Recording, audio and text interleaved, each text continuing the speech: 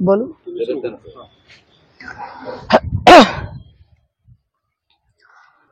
नमस्कार.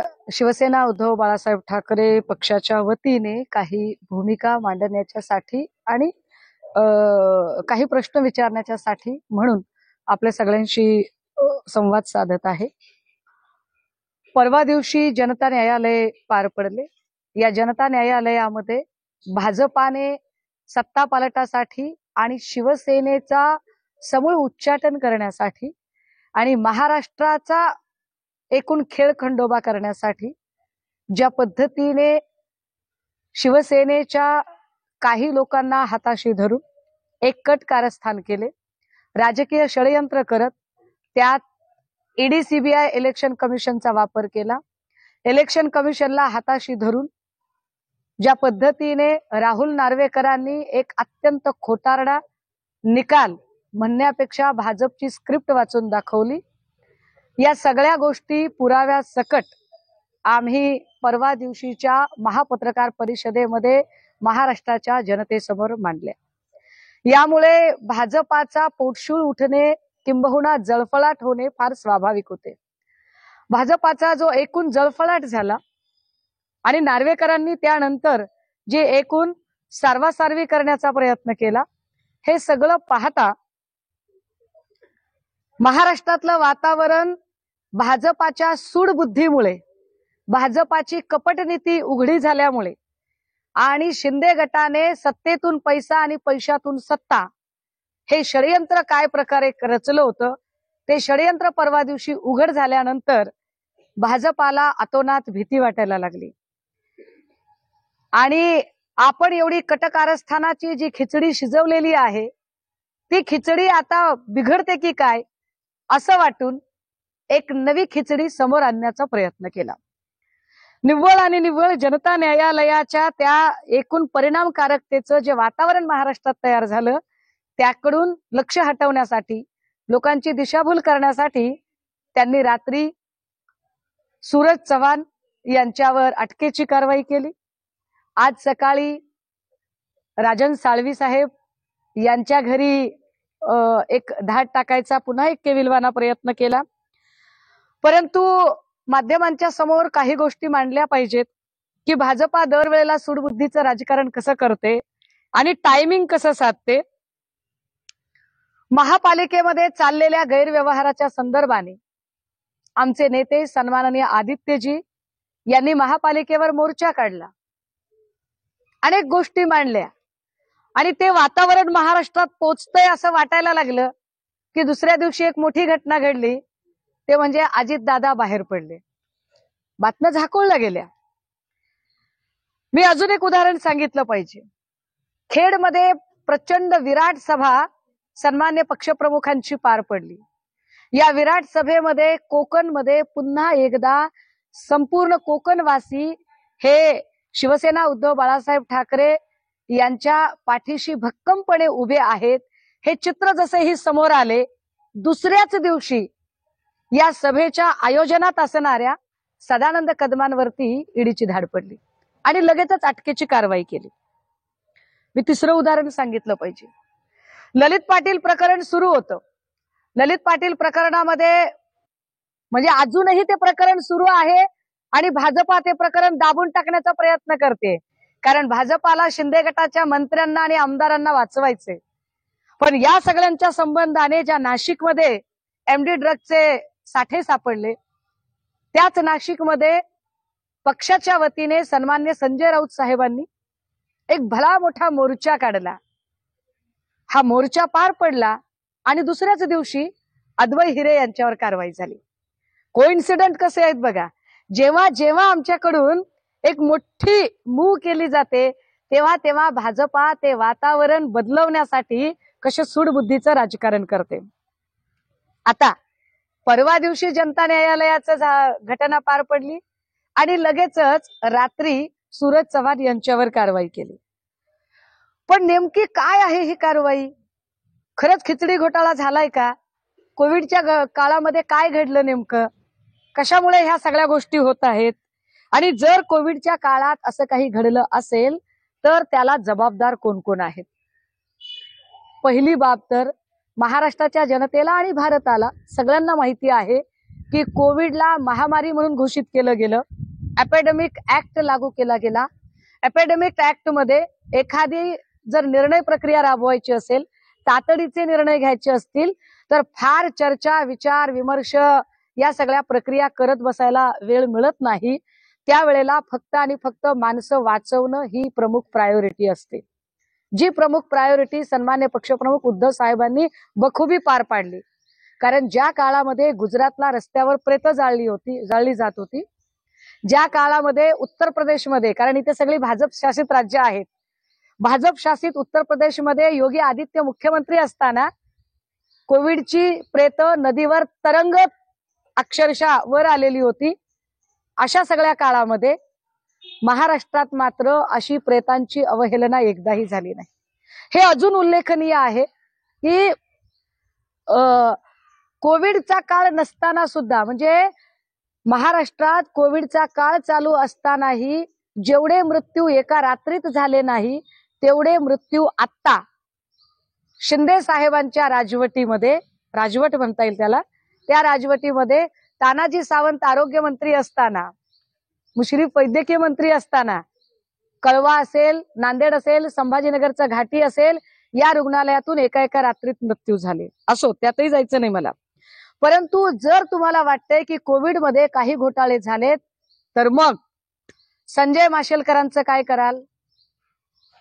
कारण टेंडर प्रक्रिया, ज्यांना ज्यांना टेंडर मिळाले त्याच्यात संजय माशेलकर हे नाव कुठे आहे जरा तपासून बघावं. म्हणजे व्हिडिओ स्पेशालिस्ट किरीट सोमय्या जे गेलेली आबरू भरून काढण्याचा प्रयत्न करत आहेत. बूंद से गई सो हौद से नहीं आती है हे व्हिडिओ स्पेशालिस्टच्या लक्षात येत नाहीये. ते कुणीतरी एक मदारी त्यांना नाचवतो आणि ते नाचत राहतात. त्या मदारेची दोर ही मग देवेंद्रजींच्या हातात आहे का, की ते मग महाराष्ट्रातल्या अनेक माकडांना नाचवायला लागतात?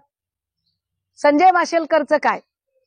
दुसरं, कोविडच्या काळामध्ये महापालिका स्टँडिंग कमिटी, या स्टँडिंग कमिटीचे चेअरपर्सन यशवंत जाधव होते.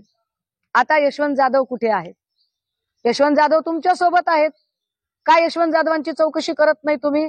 विचारा त्यांना, त्यांच्या सह्या कुठे कुठे आहेत. त्यांना विचारलं गेलं की नाही? विचारावं की फक्त ते गद्दार गँग मध्ये गेलेत म्हणून भाजपाने पवित्र करून घेतलंय. बीएमसीचे त्या काळातले कमिशनर चहल अजूनही आहेत तिथे. चहलजींना विचारा कोविडच्या काळात काय झालं आणि काय नाही झालं ते, की चहलला बोलायचंच नाहीये कुणी. टेंडर कुणाकुणाला दिले? फार व्हिडिओ स्पेशालिस्ट फार त्वेषाने बोलत आहेत, कारण मदारेने नाचवायला सुरुवात केलेली आहे. मग व्हिडिओ स्पेशालिस्टने सांगावं की टेंडर ज्यांना ज्यांना गेले त्यातलं अजून एक नाव येतं, अमेय घोले. अमेय घोले आता कुठे आहेत? तुमच्याच सोबत आहेत ना. मग अमेय घोलेचं काय करताय? टेंडर प्रक्रिया आणि हा सगळा भाग कुणाकडे जातो? तर तो यूडी मिनिस्टर कडे जातो, नगर प्रशासन मंत्रालय. यूडी मिनिस्टर कोण होते त्या काळामध्ये? तर आताचे विद्यमान मुख्यमंत्री एकनाथ शिंदे साहेब होते. शिंदे साहेबांची पण खूप जबाबदारी येते. बरं, जरा आपण बॉडी बॅग कडे येऊया.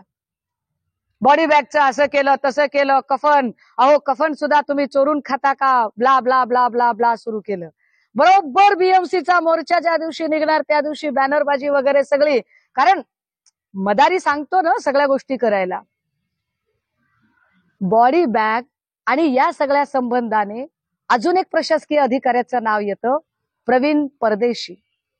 कुठे आहेत प्रवीण परदेशी? आता प्रवीण परदेशी कुणाचे निकटवर्तीय आहेत? देवेंद्र फडणवीसांच्या निकटवर्तीय अधिकाऱ्यांच्या यादीमध्ये प्रवीण परदेशी येतात का? प्रवीण परदेशींना या संबंधाने सगळी विचारणा झालीये का? एकदा कळलं पाहिजे.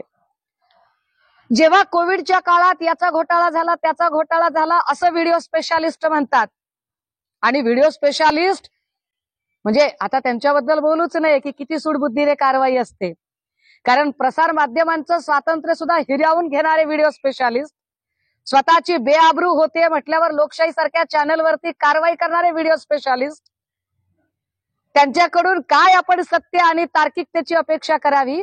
पण तरीही जर फार तुम्हाला भ्रष्टाचार मुक्त भारत करायचा आहे, भ्रष्टाचार मुक्त महाराष्ट्र करायचा आहे, काँग्रेस मुक्त महाराष्ट्र आणि भारत करायचा आहे, तर आधी देवेंद्र फडणवीस साहेब किंवा व्हिडिओ स्पेशालिस्ट सोमय्या यांनी लक्षात ठेवावं, आधी तुमची भाषणं ठाकरे मुक्त करून दाखवा.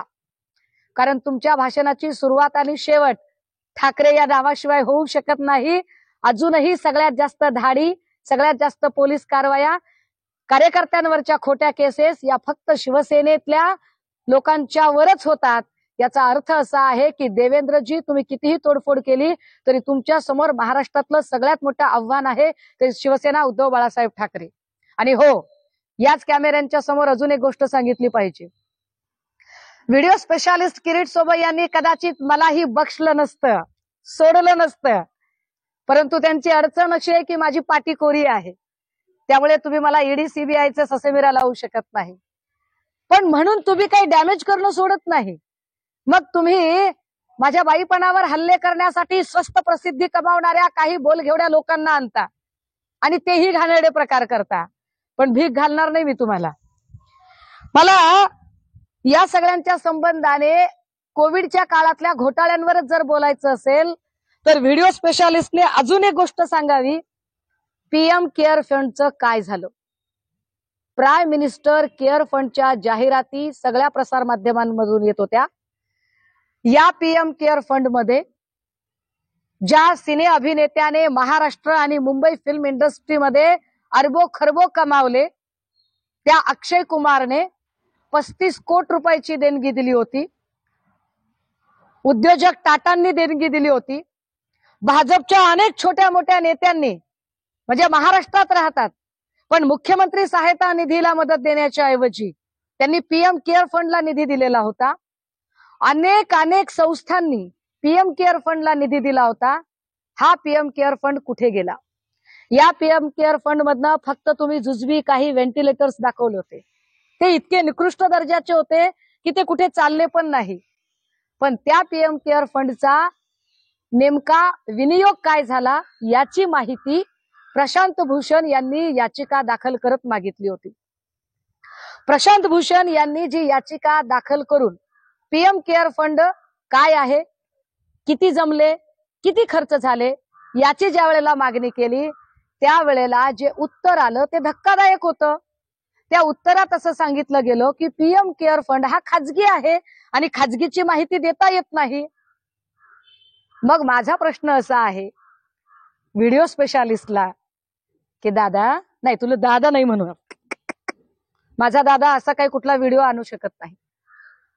व्हिडिओ स्पेशालिस्टने उत्तर दिली पाहिजेत आता की जर पीएम केअर फंड खाजगी आहे तर त्याला नाव प्राईम मिनिस्टर केअर फंड देईपर्यंत तुम्ही गप्प कसे बसलात?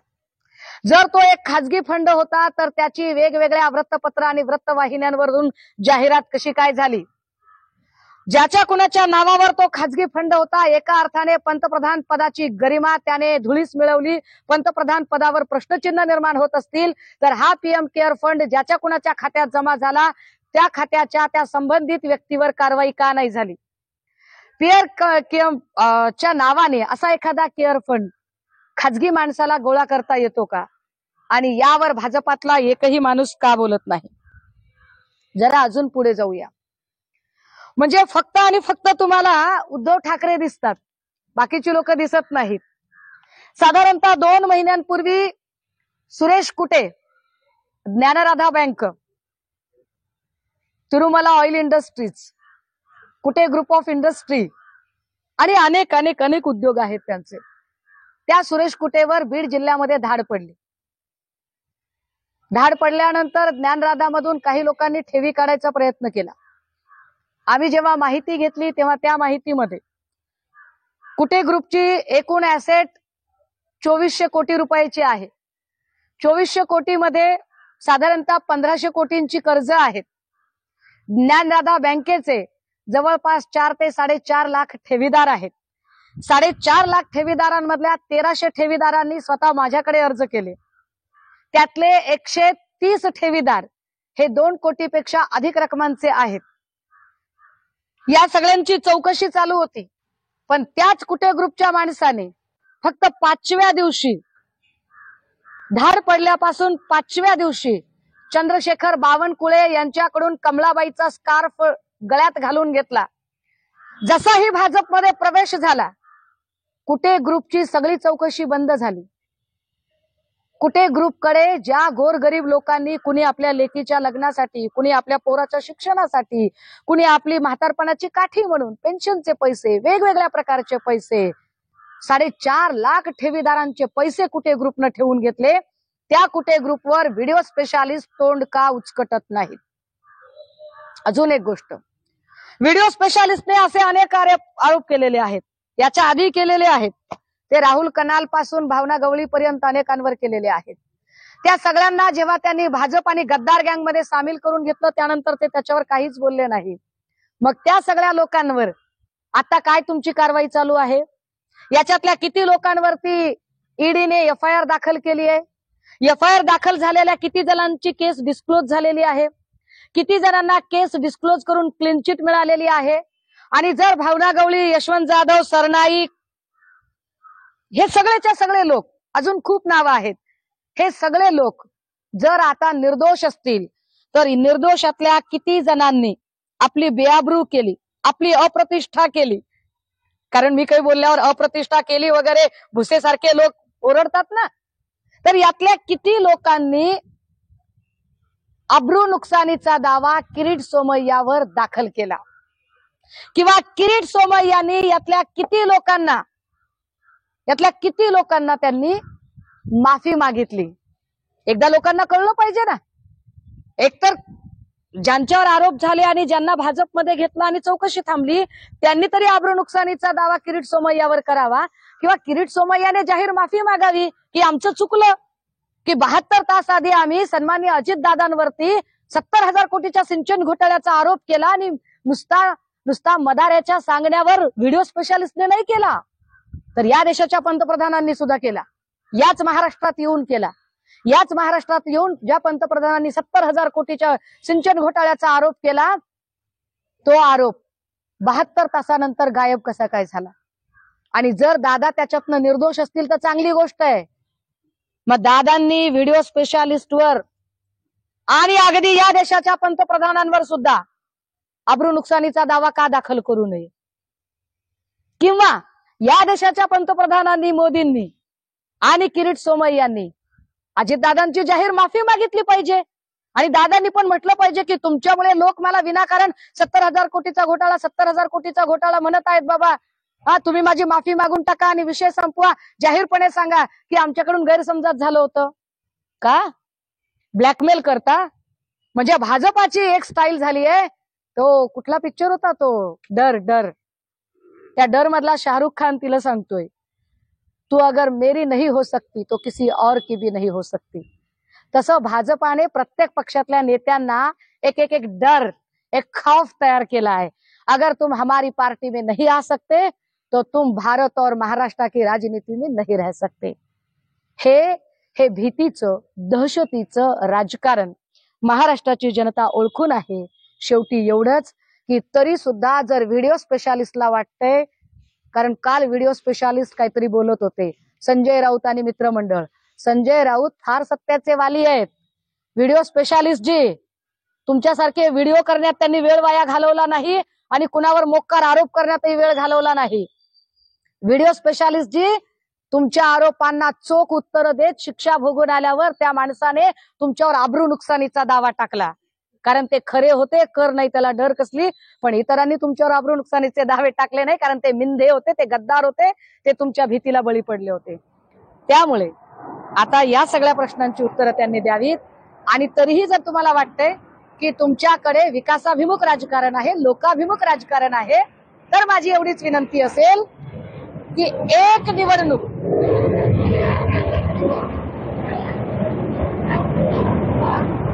महाराष्ट्रातली आणि भारतातली, जर भाजपला असं वाटतंय की आपण खूप चांगलं काम करतोय, आपण खूप विकासाभिमुख राजकारण करतोय, आपण खूप लोकाभिमुख राजकारण करतोय आणि तुमच्या कर्तृत्वावर तुमचा विश्वास आहे, तर एक निवडणूक तुम्ही ईव्हीएम शिवाय बॅलेट पेपरवर घेऊन दाखवा, लोक तुम्हाला लायकी दाखवतील. थँक्यू.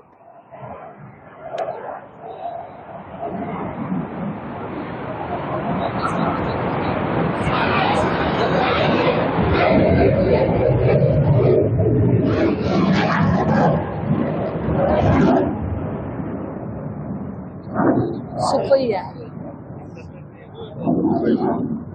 फायटर फ्लाईटचा आवाज आहे.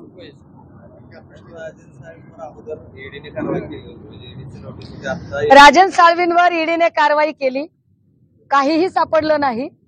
राजन साळवींना मग गुपचूप भाजपात येण्याच्या, शिंदे गटात येण्याच्या ऑफर सुरू झाल्या, पण निष्ठावंत राजन साळवी स्टिकअप राहिले. मी म्हटलं ना की भाजपची पॉलिसी आहे, तू हमारी नहीं तो किसी और की भी नहीं हो सकती. या स्टाईलने तुम्ही आमच्या पक्षात या, नाहीतर तुम्हाला कुठल्याच पक्षात राजकारण करू देणार नाही. या पद्धतीचं राजकारण त्यांनी सुरू केलेलं आहे.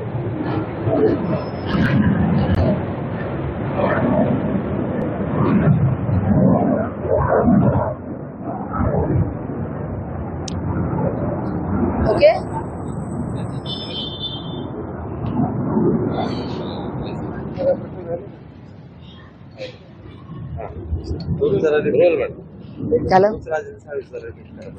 राजन साळवींना याच्या आधी पण धाड टाकली होती, पण काहीही मिळालेलं नव्हतं. राजन साळवींच्या बाबत छुप्या ऑफर्स चालू होत्या, परंतु जेव्हा त्यांनी ठरवलं की आपल्याला जायचंच नाहीये तिकडे, तेव्हा पुन्हा त्रास सुरू झालेला आहे की भाजपाची एक पॉलिसी आहे.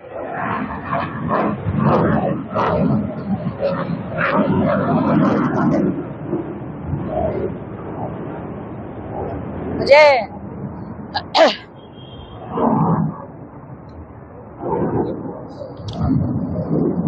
म्हणून मी असं म्हटलं की भाजपाची जी पॉलिसी आहे त्या पॉलिसीमध्ये तो हमारी नहीं तो किसी और की भी नहीं हो सकती. अगर हमारी पार्टी में नहीं आओगे तो किसी और पार्टी में तुम्हें किसी तरह का कोई राजनीति करने का हम कहीं का नहीं छोडेंगे. हे जे राजकारण दहशतीचं भाजपाकडून चालू आहे, हे महाराष्ट्र आणि भारताची जनता बघते. उत्तर द्यायला ते उत्सुक आहेत. त्यांची उत्तरं बॅलेट बॉक्समधनं येतील, परंतु आता ईव्हीएम वर खरंच विश्वास ठेवण्यासारखी परिस्थिती नाही. अहो, इथे खाली बसून अवकाशातलं यान जिथे कंट्रोल करता येऊ शकतं, तिथे ईव्हीएम का हॅक होणार नाही. ज्यांनी ईव्हीएम तयार केलं त्या देशांमध्ये सुद्धा आता ईव्हीएम बंद झालेला आहे. त्यामुळे भाजपला कर्तृत्वावर विश्वास असेल तर त्यांनी ईव्हीएम शिवाय निवडणूक घेऊन दाखवावी.